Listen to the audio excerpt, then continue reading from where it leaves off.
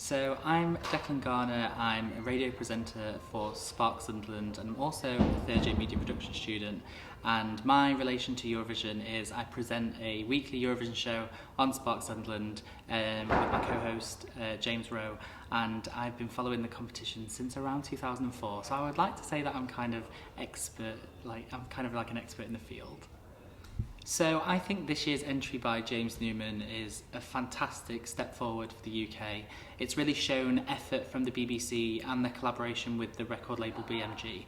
In terms of how it fares against other entries, we're still expecting another half of the participating countries to reveal their songs. But for now, it's a really good song and it's a really good step forward, and we're actually doing quite well in the iTunes chart, which is very surprising for a Eurovision entry for the UK. I think the BBC's decision to remove the option of a public vote for Eurovision this year was quite a smart move, really. We've not had too much success from the national selection process that we've had since around 2016.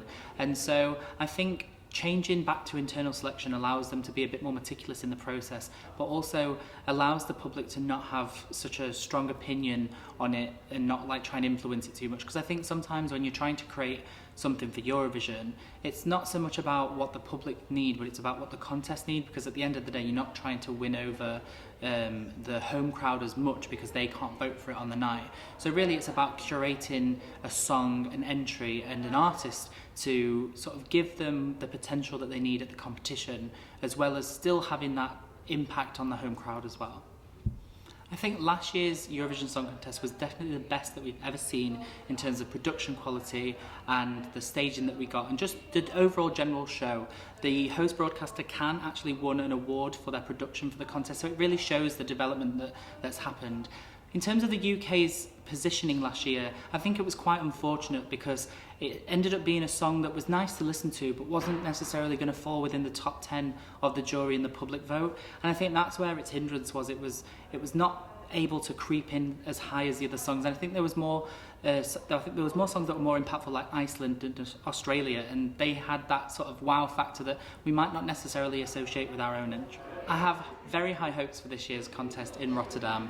The host broadcaster NOS and Avrotros, they're really putting in a lot of effort in terms of getting the production level even higher than we've seen before. They're having a split stage LED screen which is going to come across the stage, which sounds absolutely incredible. I think in terms of the UK and their performance, I think they're going to be able to use this enhanced technology to their own advantage. They're really going to be able to create an atmosphere with the song because it's quite anthemic and atmospheric, and it really sort of drives home what British music is about at the minute. It's about quality songwriting and quality radio listening, and it's very radio friendly, and I think it's that's really going to help push it forward in terms of promotion across the continent and getting those votes that we really... Now, funnily enough, it was mentioned on Radio 1 when the song was released that James Newman was actually the artist. Someone believed that they'd heard a rumour that James Newman was the artist. Now, last night, the night before the reveal, I saw on a sort of Czech radio website that James Newman's song My Last Breath was on there and available to listen to. So I actually knew around 12 to 14 hours before the song released,